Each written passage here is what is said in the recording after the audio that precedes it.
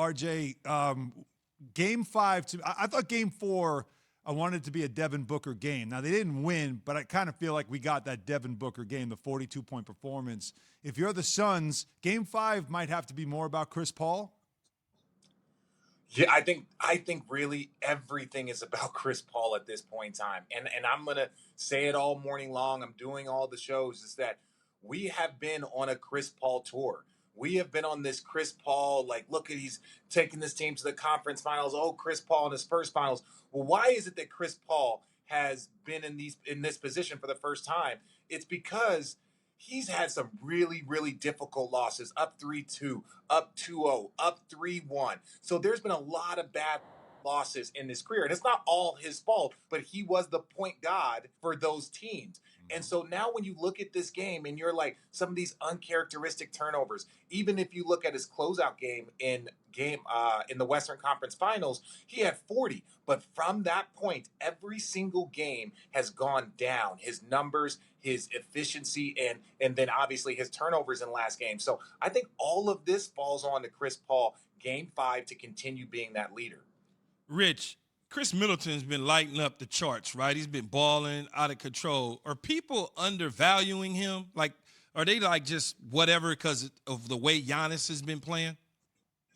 I think to a certain degree, I think that's the case, that you undervalue Khris Middleton, a multi-time All-Star who's about to be an Olympian.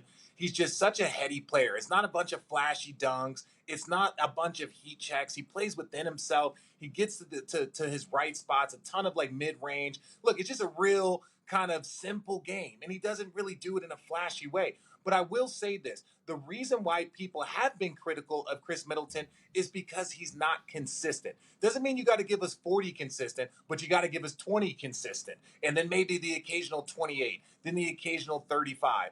But he's been 10 points, 15 points. He had a great game 1 where he had 28. But over the course of this postseason, there's been times where he has been high, then low. High, then low. And I think that's why. Because with greatness, you expect consistency.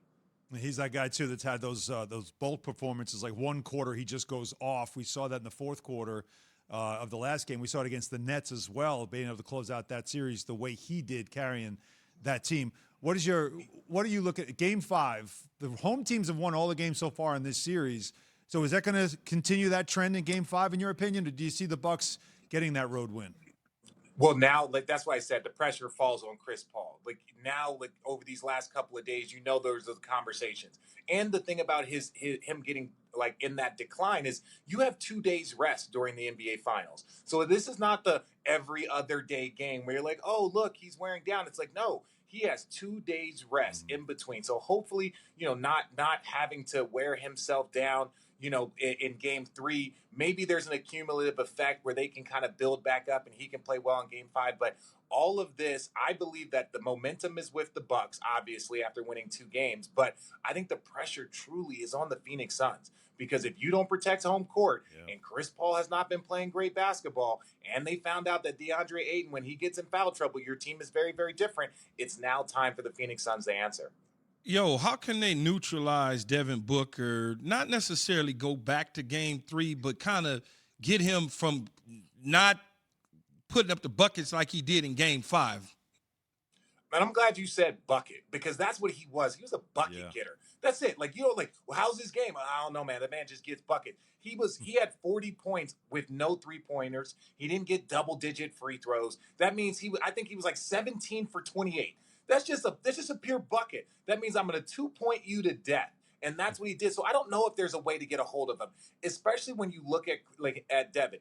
He always shot, not always, 3 of the 4 series he's played in, he struggled in Game 3. That was the first game on the road against the Lakers, against the Clippers. Here, in this series, he struggled in Game 3, but he answered that call in Game 4 in every single one. They were undefeated in Game 4s before this last game. So I think with Devin Booker, it's just about understanding that that's just who he is. He has established that that's who he is, and so you try to make him inefficient. I don't know if you can really stop him.